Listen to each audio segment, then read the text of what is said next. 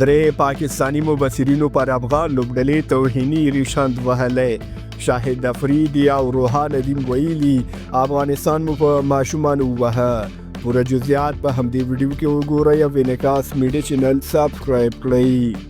تېره شپه په درې اړخیز سیریز کې د افغانستان او پاکستان ترمنځ ستره پایلوبه وه چې پاکستاني لوبډلې د لوبسارانو په مرسته د 15 منټو په ستر توپیر افغان لوبډلې ته ماتې ورکړه او په دې لوبه کې له یو یا دوه افغان توپوهونکو پرته نورې ټول په غلط او نه منونکي ډول د پاکستاني لوبسارانو له لوري ناټ آوټ اعلان شو چې دا هغه لاملونه وو چې د اسیا دوهمه پیاوړې لوبډله د یوې نسبتاً کمزورې لوبډلې لخوا ماته کړه. خبره دا ده چې پاکستاني مبصرینو د افغان لوبډلې د ماتولو په تړاو څه ویلي، د افغان لوبډلې د ماتېدو کوم رازونه یې روښانه کړي او په ځواب کې افغان مبصرینو څه ویلي.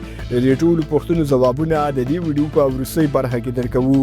هیله د ویډیو تر پایه وګورئ او زموږ چینل هم سبسکرایب کړئ.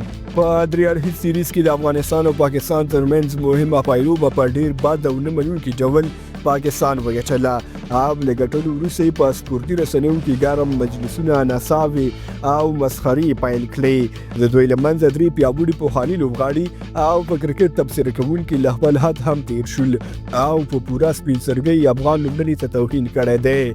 ګلخان پخواني پاکستاني لوبغاړي شاهد افریدي ویلي زه په دې پوره باوري وم او مخکې مې هم ویلي وو چې پاکستان په همدې نوي او ځوانې لوبډلې افغانستان او هند ماتولی شي او زه بیا هم وایم چې دوی کولی شي د اسیا جام لوب اتلولي وګټي. پخوانی ښځینه لوبغاړې ثنا میر ویلي ما ته دا ډېره حیرانوونکې بریښي چې څنګه یوې ځوانې او کم تجربه لوبډلې د افغانستان په څېر یوه ستره او پیاوړې لوبډله ماته کړه او هغه یې له پښو وغورځوله. باور وکړئ زما عقل لا تر اوسه نه مني. پاکستاني خبریال روحان الدین ویلي زموږ لوبډله نوې وه، ځوانه وه او په اصطلاح زموږ سي لوبډله وه چې وایي شو کولی د اسیا دوهمه او ستره لوبډله ماته کړي. دا هر څه د پاکستاني لوبډلې قوت ښایي. عالیه رشید لیکلي زموږ پر وړاندې افغانستان د درېدو تاب نه لري او که موږ د دوی پر وړاندې د کلیوالي کرکټ لوبډله هم وټاکو نو باوري یم چې په اسانۍ او یو طرفه ډول ورته ماتې ورکولی شو. د پاکستاني مبصرینو د دومره زیاتو مسخرو او توهیني غبرګونونو سره سره یو شمېر افغان کرکټ څارونکو او لوبغاړو هم توند غبرګونونه ښودلي چې ډېرو یې پاکستان په منافقت کولو تورن کړی دی.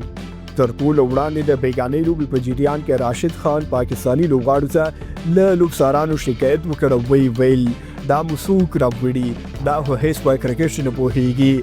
احمد فرهاد فرایي لیکلي دا سمه ده چې افغان لوبغاړو یو څه تېروتنې وکړي او بې مسؤلیته لوبه یې وکړه خو 90 سلنه لوبه له موږ لوبسارانو واخیسته او په قصدي ډول یې د پاکستان په لمن کې واچوله. د افغان ملي لوبډلې مشر روزونکي جنیتن ټراټ ویلي په پایلوبه کې زموږ د توقع هر څه پورته ترسره شول. لوبسارانو هم د پاکستان اړخ ونیوه او ټولې پرېکړې د هغوی په ګټه وکړې. پخواني لوبغاړي او د افغان ابدالیانو لوبډلې مشر روزونکي رئیس احمدزي ویلي که پاکستان له اخلاص کار اخیستی وی او د لوبسارانو سمې پرېکړې کړې وی نو دوی به موږ اوس له 80 منټو وړاندې راټول کړي وی او هدف به مو ورته د 10 ورونو وړاندې پوره کړی وی. خو متاسفانه چې پاکستان د 2 لوبسارانو سره په 14 کسانو ولوبېده.